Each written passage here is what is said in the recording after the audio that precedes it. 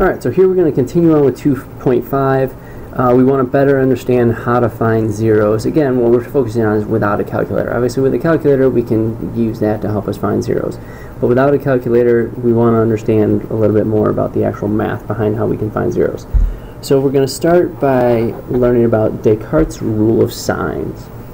So what Descartes' rule of signs tells us is that if the terms of a single variable polynomial with real coefficients are ordered by descending variable exponent, so that's just saying that it's in standard form, then the number of positive roots of the polynomial is either equal to the number of sign differences between consecutive non-zero coefficients or is less than it by a multiple of 2. The number of negative roots is found by the same process using f of negative x. Multiple roots of the same value are counted separately. Okay, what is that actually saying? Alright, so if I look at this function here, f of x equals 3x to the 4th plus 4x cubed minus x squared plus 4x minus 4. I know that for positive roots, how many positive real roots I have. Okay, so that's what this is talking about. It's going to either be the number of sign changes that I have or less than that by a multiple of 2. So how many sign changes do I have in f of x? Well, the first term is positive, the second term is positive, the third term is negative. So that's one sign change. Then the fourth term is positive, so that's another sign change. And then the fifth term is negative, so that's another sign change. So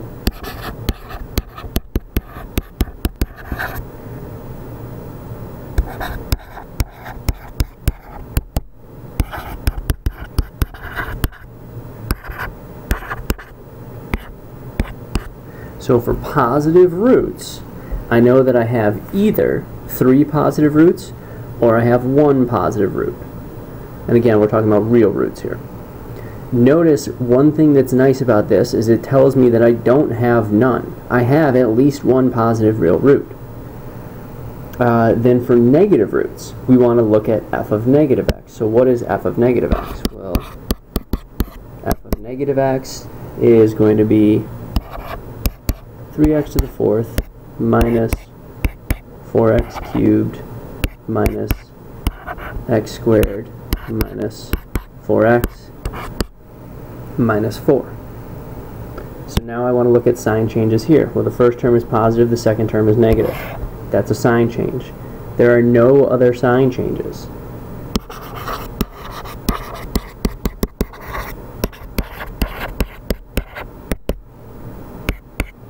So this tells me I have 1 real negative root.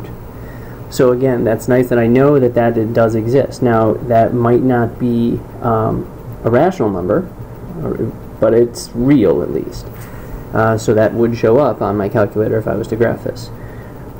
Notice that if either of these came out to be an even number, so say there was 4 sign changes up here, then I would have had 4, 2, or 0. So if you get an even number of sign changes, that's when you have the possibility of no actual positive roots if it was for f of x, and negative roots if it was for f of negative x. Okay, so now without a calculator, I want you to use the tricks that we've, or not tricks, I'm sorry, use the rules and theorems that we've discussed so far and find or list the possible rational zeros. So that should be pretty straightforward. We did that yesterday. Find all of the zeros and x-intercepts. So now to actually find the zeros, you're going to want to use the possible rational zeros, Descartes' rule of signs, and you're going to want to do synthetic division and a little guess and check to find the actual zeros, and then write the polynomial as a product of linear factors. So pause this, and then unpause it when you're ready to check your answer.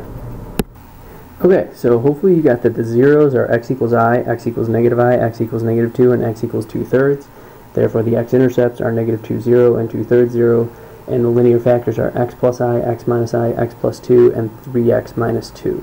Now, real quick, how do I know that x minus 2/3 wasn't the linear factor? How do I know that it's 3x minus 2? Well, that goes back to what was the original polynomial. Well, the original polynomial had a 3 as a leading coefficient. Therefore, one of the linear factors has to have a 3 as the leading coefficient. So I know that the factor was not this. Had it come out the other way where these were my zeros, but the leading coefficient was 1, then I know it would have been x minus 2/3. Now let's look at the work I did, because there was a lot, to get this answer.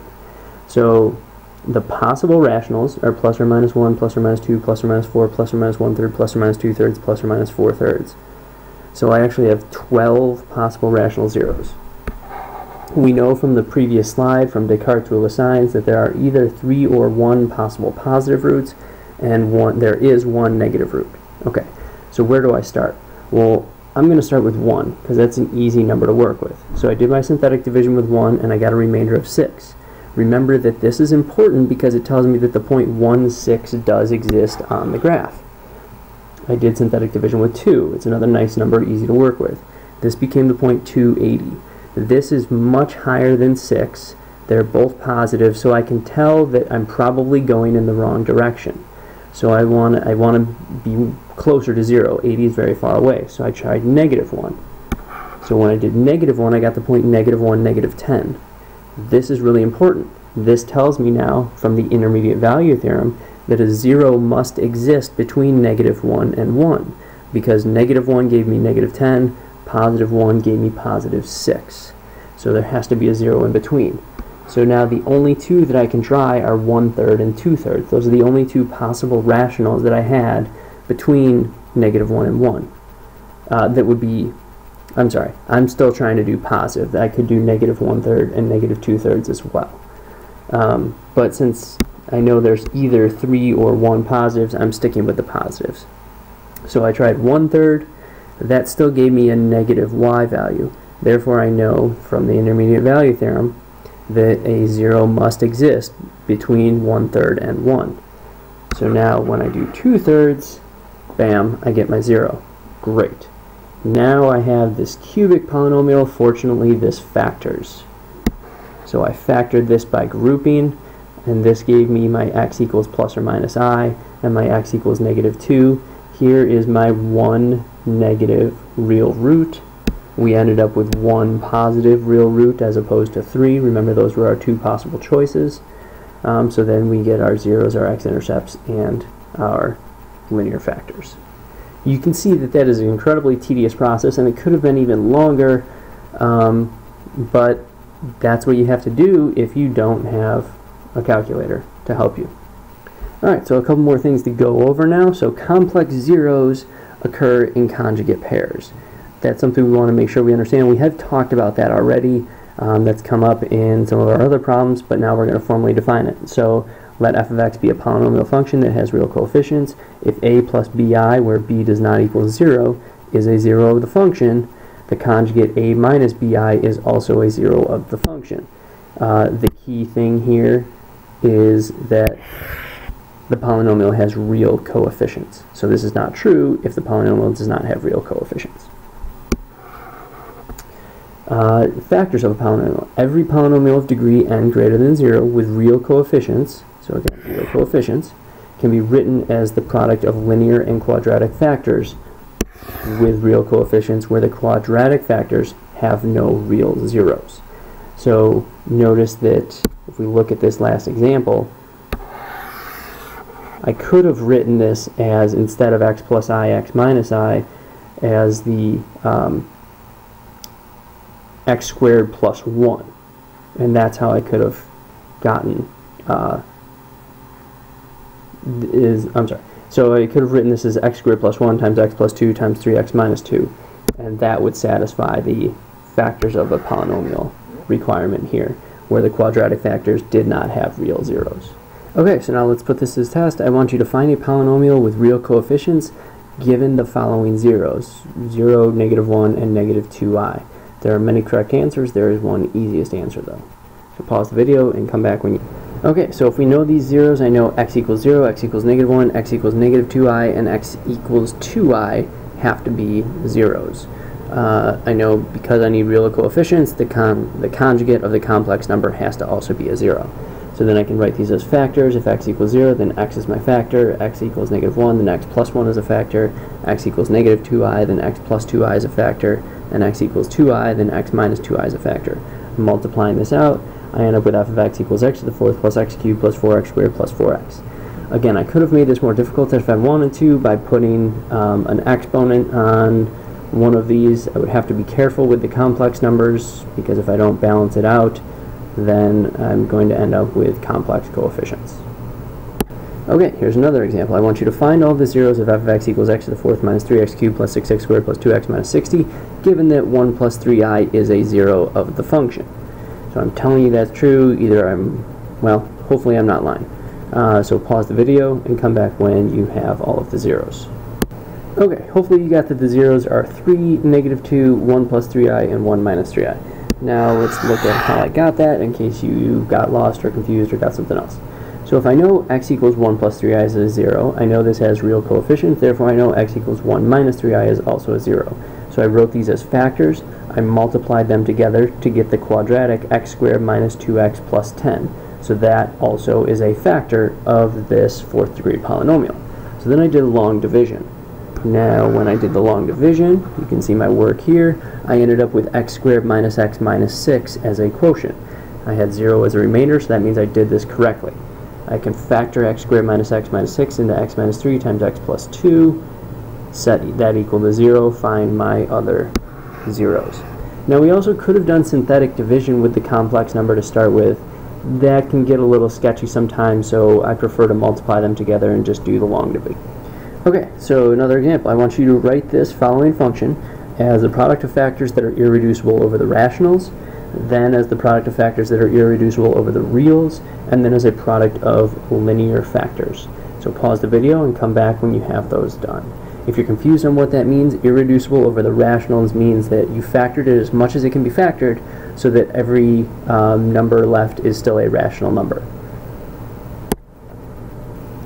Okay, so the product of factors that are irreducible over the rationals. Well, I can first factor this as if it's a quadratic. What multiplies to -36, adds to 9, it's going to be positive 12 and -3. So this becomes x squared plus 12 times x squared minus 3.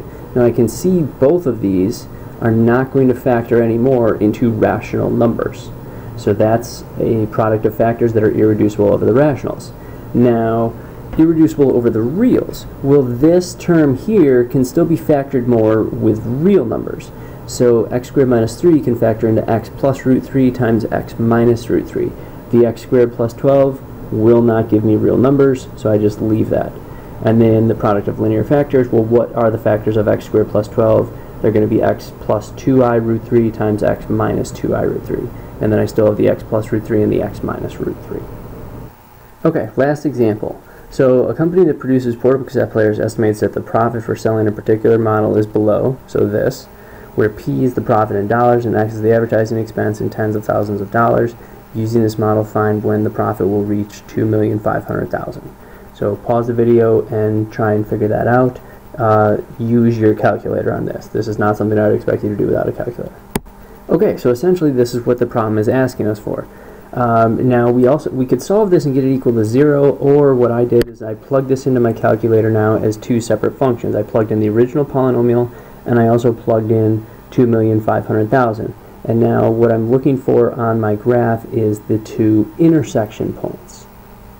Well, notice that there's two of them. I really only care about one of them because what does X represent? Well, X is advertising expenses, so I want the minimum for that. So I want the smaller one, so I'm going to do second trace, and then we'll do intersect, and the first curve, enter, the second curve, enter, and now the guess does matter here. I want this cursor to be closer to the first intersection point as opposed to the second. So I'm going to hit enter, and it gives me that value. So we end up with X